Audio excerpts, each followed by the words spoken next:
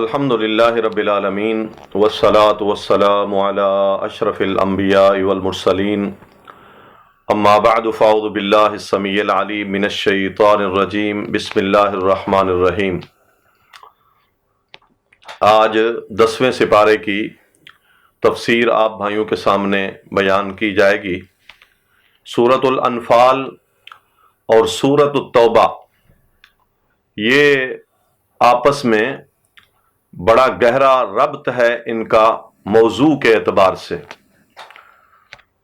سورۃ انفال کی 75 آیات ہیں اور سورۃ توبہ کی 129 آیات ہیں۔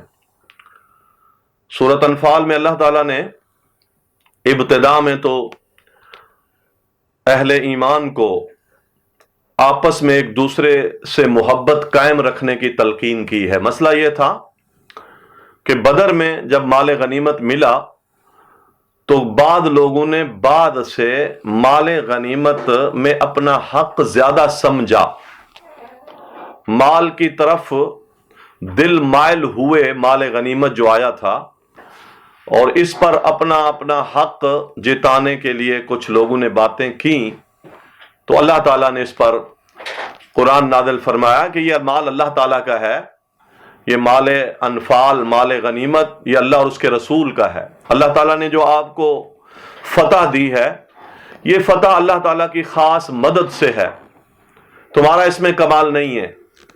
لہذا اس مال پر توجہ دینے کی بجائے آپس میں ایک دوسرے سے مضبوط اور مربوط رابطے مستحکم کرو اور ایک دوسرے کے ساتھ اخوت اسلامی کے رشتے کو قائم کرو۔ اصل مدعا یہ ہے۔ تو اس پر اللہ تعالیٰ نے ابتدا میں تلقین فرمائی۔ ساتھ ہی اللہ تعالیٰ ارشاد فرماتے ہیں کہ وہ لوگ جن پر اللہ تعالیٰ کی آیات پڑھی جاتی ہیں ان کے دل میں ایمان بڑھ جاتا ہے، اور اس کے ساتھ ساتھ وہ اپنے رب پر توکل بڑھا رہتے ہیں۔ اس سے پتہ چلتا ہے کہ ایمان بڑھتا بھی ہے اور ایمان کم بھی ہوتا ہے، اور اس سے بھی پتہ چلا کہ اللہ تعالیٰ کی کتاب سننے سنانے سے اللہ تعالیٰ کی ذات پر ایمان والوں کا توکل بھی بڑھتا ہے۔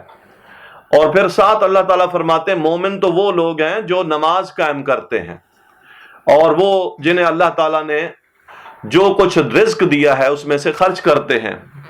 یہاں 3 عبادتوں کا تذکرہ ہوا ہے: قلبی عبادت، توکل، خشیت، یہ قلبی عبادت ہے۔ بدنی عبادت، نماز کا تذکرہ کیا اللہ تعالیٰ نے، اور اس کے ساتھ ساتھ اللہ تعالیٰ نے ایک تذکرہ زکوٰۃ کا کیا، یہ مالی عبادت ہے۔ اور آگے انعام بھی اللہ تعالیٰ نے 3 بیان کیے۔ قلبی عبادت کے لیے فرمایا کہ لہم درجات عند ربہم، جو لوگ قلبی عبادت کرتے ہیں اللہ تعالیٰ کے ہاں ان کے بڑے درجے ہیں، وہ اللہ کے ہاں بڑی شان پا جاتے ہیں۔ اور جو لوگ بدنی عبادت کرتے ہیں، بدنی عبادت میں نماز ہے، جو لوگ نماز ادا کرتے ہیں وہ ان کے لیے بخشش ہے۔ نمازی آدمی کو اللہ تعالیٰ بہت جلدی بخش دیتا ہے، اس کے گناہ جلدی معاف ہو جاتے ہیں۔ نماز انسان کے کوتاہیوں کو اور انسان کی خطاؤں کو مٹا دیتی ہے، گناہوں کو مٹا دیتی ہے۔ تو یہاں اللہ تعالیٰ نے یہ ذکر کیا۔ تو محترم بھائیوں، قلبی عبادت بھی اللہ کے لیے ہونی چاہیے اگر ہم اللہ کے ہاں درجات کی بلندی چاہتے ہیں۔ اسی طرح اگر ہم گناہوں کی بخشش چاہتے ہیں تو پھر 5 وقت کی نماز پڑھیں۔ اس شخص کا اسلام میں کوئی حصہ نہیں ہے جو شخص نماز نہیں پڑھتا۔ لا حد فی الاسلام، اسلام میں اس کا کوئی حصہ نہیں ہے۔ نماز اسلام کی ابتدا بھی ہے، نماز اسلام کی انتہا بھی ہے۔ جس کی نماز نہیں ہے، نہ اس کا ابتدا اسلام ہے نہ انتہا اسلام ہے۔ نہ آپ کا نماز چھوڑنا اللہ تعالیٰ کو کسی حالت میں برداشت نہیں ہے، قبول نہیں ہے۔ دنیا میں کوئی عذر ہے ہی نہیں جو میں اللہ کے سامنے پیش کروں میں اس لیے نماز نہیں پڑھتا تھا۔ تو محترم بھائیوں، یہ نماز ایک بدنی عبادت ہے، اور اس کے ذریعے سے اللہ تعالیٰ انسان کے گناہ معاف کرتا ہے۔ آپ اگر میدان جہاد میں کافر کے مقابلے میں لڑ رہے ہیں، لاشیں گر رہی ہیں، اور وہاں بھی نماز کا وقت ہو جائے، وہاں بھی معاف نہیں ہے۔ آپ حالانکہ اللہ کا کام کر رہے ہیں، جہاد اور دفاع اسلام کا کام کر رہے ہیں، وہاں بھی نماز معاف نہیں ہے. گھوڑے پہ ہیں، پیدل ہیں، اشارے سے پڑھ سکتے ہیں، جیسے پڑھ سکتے ہیں پڑھیں. وہاں جان چلی جائے یہ تو اللہ تعالیٰ کو برداشت ہے، لیکن تیری نماز چلی جائے یہ برداشت نہیں ہے. تو کون سا عذر میں اللہ کو پیش کروں گا؟ میری دکان تھی، دکان کی وجہ سے گاہک آتے تھے. اسی طرح بہن بیٹیاں خرید و فروخت کے لیے جاتی ہیں، 4 8 نمازیں چھوڑ کے آ جاتی ہیں، جو چھٹ گئی پھر اس کو پڑھنا نہیں. کچن میں لگی ہوئی ہے، مہمان آئے ہوئے ہیں، تو نمازیں یہ چھوڑنا محترم سامعین بہت بڑا گناہ ہے. کوئی عذر نہیں ہے کہ ہم اللہ کے سامنے پیش کریں کہ یہ عذر تھا ہم اس لیے نماز چھوڑ دی. اور تیسری چیز ہے جس کی وجہ سے انسان کو عزت کی روزی ملتی ہے، وہ ہے اللہ تعالیٰ کے راستے میں مال خرچ کرنا. آپ اللہ کے راستے میں مال خرچ کریں گے، اللہ تعالیٰ دنیا میں بھی آپ کو عزت کی روزی دے گا. پھٹیکیں نہیں ہوں گی، پریشانیاں نہیں ہوں گی، ذلتیں نہیں ہوں گی، اور حرام روزی نہیں ملے گی، حلال روزی ملے گی. جو روزی ملے گی وہ عزت کے ساتھ ملے گی. اور قیامت کے دن عزت والا رزق کیا ہے؟ اس مال خرچ کرنے کی وجہ سے اللہ تعالیٰ جنت عطا فرمائے گا. رزق کریم، عزت والا رزق ہوگا جو جنت کی صورت میں اللہ تعالیٰ بندے کو دے گا. اس کے ساتھ اللہ تعالیٰ نے بدر کے واقعے کو بڑی تفصیل کے ساتھ بیان کیا ہے. بدر پہلا مارکہ ہے جو مسلمانوں نے کافروں کے خلاف لڑا. میدان بدر یہ مدینہ سے 150 کلومیٹر کے فاصلے پر ہے، اور ابو جہل کافروں کا سرغنہ 1000 کا لشکر لے کے آیا مسلمانوں کو مٹانے کے لیے. تو مسلمان 319 تھے، بعض روایتوں میں 313 ہیں. انہوں نے اللہ تعالیٰ کے راستے میں مقابلہ کیا. اللہ تعالیٰ اصل میں یہ بات بھی اس لیے یہاں دہرا رہا ہے کہ تم مال کی طرف راغب ہو رہے ہو. آپ ذرا جو مارکہ ہوا اس مارکے میں اللہ تعالیٰ کی مدد دیکھو. بہرحال یہ آمنے سامنے ہوا. اسلام کا پہلا باقاعدہ مارکہ تھا جس میں مسلمانوں کو اللہ تعالیٰ نے کامیابی دی. پھر اللہ تعالیٰ نے اس میں انعام گنوائے. مسلمان نہتے تھے، ایک گھوڑا تھا، اور مسلمان تقریباً کمزوری کے عالم میں تھے، اس کے مقابلے میں کافر قوت میں تھے. اللہ تعالیٰ نے مسلمانوں پر اس موقع پر بے شمار انعام کیے. ایک انعام تو یہ تھا کہ اللہ تعالیٰ نے بارش برسا دی، جس کی وجہ سے نہا لیے مسلمان اور پانی بھی بھر لیا. جس ریت کے ایریے میں تھے وہ ریت جم گئی، اور مسلمانوں پر جو سستی کہلی تھی وہ دور ہو گئی. پینے کے لیے بھی پانی بھر لیا. پھر اللہ تعالیٰ نے ایک انعام یہ دیا کہ جس رات صبح مارکہ ہونا تھا، رات کو مسلمان آرام سے اور سکون سے سوئے، اور صبح بھی اللہ تعالیٰ نے ان پر اونگ نازل کر دی. یہ ایک سکون اور سکینت تھی. یہ بھی اللہ تعالیٰ کا بہت بڑا انعام تھا. پھر اللہ تعالیٰ نے بدر کے میدان میں مسلمانوں کی مدد کے لیے فرشتے بھی نازل کیے. 5000 فرشتے نازل فرمائے اللہ تعالیٰ نے. یہ فرشتے باقاعدہ جنگ میں انہوں نے حصہ لیا اور کافروں کو انہوں نے مارا. صحیح روایتوں سے یہ بات ثابت ہے. رسول اللہ صلی اللہ علیہ وسلم نے ایک مٹھی مٹی کی بھر کے کافروں کی طرف پھینکی، اور اللہ تعالیٰ نے سارے کافروں کی آنکھوں تک وہ مٹی پہنچا دی. تو یہ مارکہ اتنا شدید تھا، اور کافروں کو اللہ تعالیٰ نے بڑی سزا دی کہ وہ ایک تو جنگ ہار گئے، دوسرا 70 ان کے کافر بڑے بڑے سردار مارے گئے، تیسرا 70 گرفتار کر لیے گئے اور ان کو غلام بنا لیا گیا. اللہ تعالیٰ نے یہ ساری باتیں بیان کر کے مسلمانوں کو اصل احسان یاد دلایا ہے کہ تمہاری رغبتیں مال کی طرف، دولت کی طرف نہیں ہونی چاہیے. تم اللہ تعالیٰ کے دین اور اس کے اسلام کے دفاع میں اپنی ہمتیں خرچ کر دو، تو اللہ تعالیٰ کی مدد اور نصرتیں آسمان سے اللہ تعالیٰ نازل فرمائے گا. یہ ایک اشارہ یہ بھی ہے کہ مسلمان اگر آج بھی وہ بدر والی فضا قائم کر لیں اور سچے ہو کر اللہ کے دین کا دفاع کریں، اسلام کا دفاع کریں، محمد مصطفیٰ صلی اللہ علیہ وسلم کی حرمت کا دفاع کریں، تو اللہ تعالیٰ آج بھی وہ بدر والی فضا ان کے لیے بھی قائم کر سکتا ہے. اللہ تعالیٰ آج بھی مسلمانوں کی نصرت کے لیے فرشتے نازل کر سکتا ہے. ایک بات. دوسری بات یہ ہے کہ اللہ تعالیٰ نے اس بدر کے مارکے سے مسلمانوں کو یہ بھی رغبت دلائی ہے کہ تم مال و دولت کی طرف جانے کی بجائے تم اس وقت کو یاد کرو جب وَاذْكُرُوا إِذْ أَنْتُمْ قَلِيلٌ، جب تھوڑے سے تھے، تمہارے پاس مال نہیں تھا، ٹھکانہ نہیں تھا، ہجرتوں پر مجبور کیے جا رہے تھے، تو اللہ تعالیٰ نے تمہیں ٹھکانے دیے، اللہ تعالیٰ نے تمہیں رزق دیے. یہ سارے مسلمانوں کو سکھایا جا رہا ہے. لہذا یاد رکھو، تم رسول صلی اللہ علیہ وسلم کی بات پر لبیک کہو، اپنی خواہشات پر زندگی گزارنے کی بجائے، مال کی محبت کی طرف جھکنے کی بجائے رسول کی بات پر لبیک کہو. یا ایھا الذین آمنوا استجیبوا للہ وللرسول اذا دعاکم، اللہ اور اس کا رسول جس بات کی طرف بلائے اس پر لبیک کہو. لما یحییکم، اس چیز کے لیے جو چیز تمہیں زندگی بخشتی ہے. سبحان اللہ. اللہ کی بات اور رسول اللہ صلی اللہ علیہ وسلم کی بات آپ کو زندگی بخشتی ہے. اس سے بعد مفسرین اس سے مراد لیتے ہیں کہ زندگی میسر آتی ہے کس چیز سے؟ اسلام سے. آپ اسلام کے مطابق زندگی گزاریں، اللہ تعالیٰ آپ کی زندگی کو حیات طیبہ بنا دے گا. اللہ تعالیٰ آپ کی زندگی حقیقت میں زندگی بنا دے گا، جس زندگی سے آپ دنیا میں فائدے اٹھا سکیں گے، جس زندگی سے آپ اپنی آخرت سنواریں گے.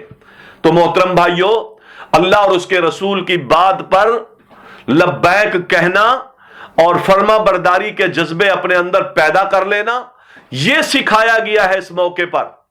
بدر کے اس معرکے میں اللہ تعالیٰ تلقین کر رہا ہے کہ اللہ کے رسول کی بات مانو، اس لیے کہ اس کی دعوت تمہیں زندگی بخشتی ہے. بعد نے کہا اس سے مراد اسلام ہے، اسلام تمہیں زندگی بخشتا ہے. بعد نے کہا اس سے مراد ایمان ہے، ایمان تمہیں زندگی بخشتا ہے.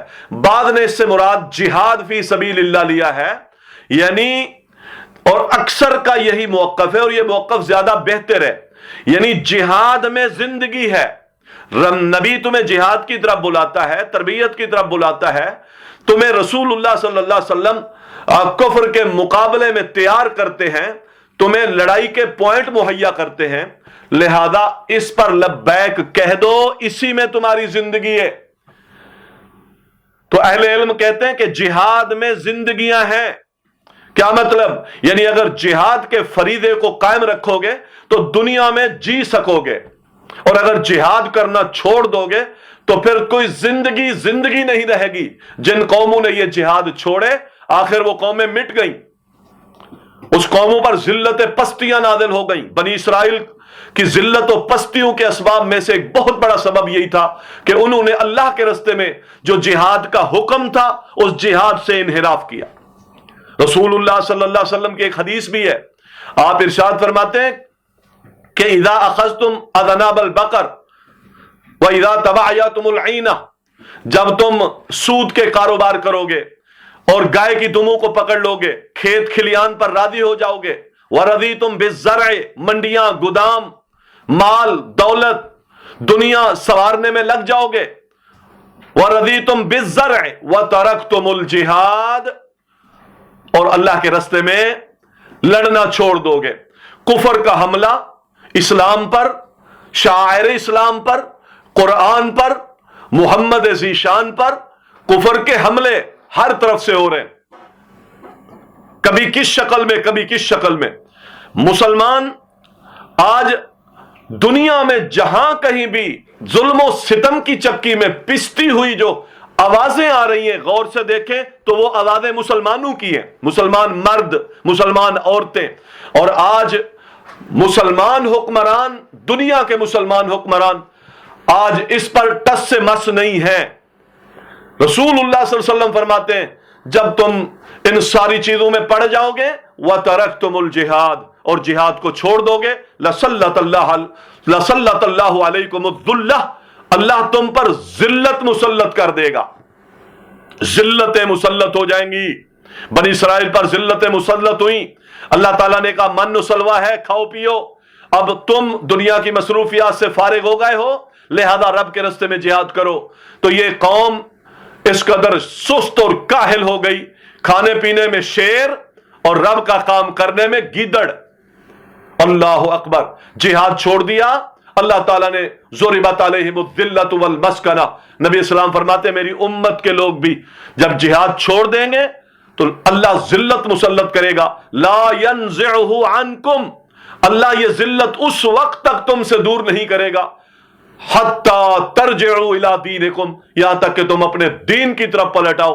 دیکھ لو، ترجعوا جہاد نہیں کہا، دین کہا. اس سے یہ پتہ چلتا ہے کہ دین دنیا میں غالب رہے گا، اسلام غالب رہے گا تو مسلمانوں کے جہاد کی وجہ سے رہے گا.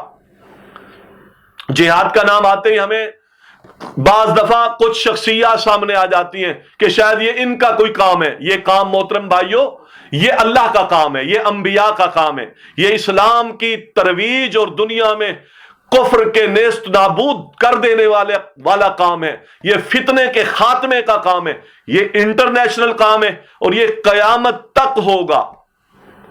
یہ قیامت تک ہوگا. اللہ کے بندوں میں سے کچھ لوگ حق پر لڑتے رہیں گے یہاں تک کہ قیامت قائم ہو جائے گی. تو بہرحال اس میں اللہ تعالیٰ نے یہ بتایا کہ تمہاری زندگیاں اس میں ہیں. تمہیں رسول جہاد کی دعوت دیتے ہیں، اس پر لبیک کہو اور اللہ کی بات کو تسلیم کرو. حقیقی زندگیاں تمہیں اللہ تعالیٰ اس میں عطا فرما دے گا. اسی طرح فرمایا اگلی آیتوں میں اللہ تعالیٰ نے کہ اللہ تعالیٰ اپنے نبی کی کیسے مدد کرتا ہے کہ مکہ والے پوری کوششیں کر رہے تھے کہ اس نبی کو قید کر دیا جائے، اس کو قتل کر دیا جائے، اس کو بند کر دیا جائے یا اس کو وطن سے نکال دیا جائے. اور اللہ تعالیٰ نے اپنے نبی محمد علیہ الصلوۃ والسلام کی نصرت اور مدد کی، اور اللہ نے اسے بڑی حفاظت کے ساتھ، جب گھر کا محاصرہ کیا ہوا تھا کافروں نے، تو اللہ تعالیٰ نے الا تنصروه فقد نصره الله اذ اخرجه الذين كفروا، اللہ نے بڑی حفاظت کے ساتھ محمد الرسول اللہ صلی اللہ علیہ وسلم کو مکہ سے نکالا اور حفاظت کے ساتھ مدینہ پہنچا دیا. اگر تم اس کے نبی کی مدد اور نصرت نہیں کرو گے، اس کی حرمت کی حفاظت کے لیے تم کمر بستہ نہیں رہو گے، تو پھر یاد رکھو اللہ اپنے نبی کی مدد کر سکتا ہے. دونوں کو تنبیہ ہے. جو لوگ رسول اللہ صلی اللہ علیہ وسلم کی نبوت پر ڈاکہ ڈال رہے، ان بے ایمانوں کو بھی، ان فریبیوں کو بھی یہ تنبیہ ہے، اللہ تعالیٰ کی طرف سے دھمکی ہے کہ اللہ تعالیٰ تمہارے اوپر دنیا میں ایسی لعنتیں برسائے گا جو نبی کی حرمت پر حملہ آور ہو کر آپ کی عزت کے در پہ ہیں. ان کو بھی اللہ تعالیٰ کا خوف کرنا چاہیے. یہ قادیانی ٹولہ جو اپنے خوب سے باطن کا بڑی باریکیوں سے اظہار کرتا رہتا ہے، اور جب مسلمان اٹھ کھڑے ہوتے ہیں تو پھر یہ ایسے سن ہو جاتے ہیں جیسے کوئی سانپ سونگ گیا. مسلمانوں بیدار رہو. وہ بدبخت جو ان کے ساتھ ان کی ہم نوائی میں ملے ہوئے ہیں اور ان قادیانیوں کی پشت پناہی کرتے ہیں، اور زہری انہوں نے لبادہ اوڑا ہوا ہے اسلام کا، ہم ان کے لیے بھی اپنے اللہ سے یہ فریاد کرتے ہیں اور اس سے دعا کرتے ہیں، یا اللہ ایسے بدبختوں کو جو ہمارے محمد رسول اللہ صلی اللہ علیہ وسلم کی ختم نبوت پر ڈاکہ ڈالنے والوں کا ساتھ دے رہے ہیں، یا اللہ انہیں دنیا میں نیست و نابود کر دے.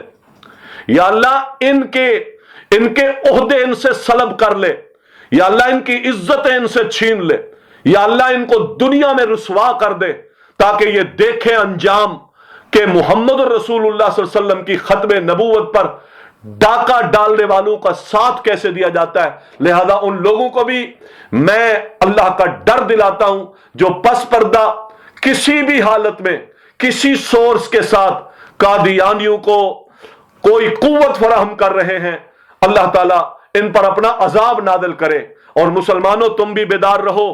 محمد الرسول اللہ صلی اللہ علیہ وسلم کے عزت ناموس پر کٹ مرنا یہ ہمارے ایمان کا تقاضا ہے. بہرحال اللہ تعالیٰ نے یہ بات بیان کی کہ تم اگر مدد نہیں کرو گے تو اللہ تعالیٰ اپنے نبی محمد علیہ الصلوۃ والسلام کی مدد کر چکا ہے. اگلی آیتوں میں ارشاد فرمایا کہ لوگوں اگر تم تقوی اختیار کرو، ان تتقوا اللہ، اگر تم متقی بن جاؤ تو اللہ تعالیٰ تمہیں فرقان عطا کرے گا. سبحان اللہ. فرقان کیا ہے؟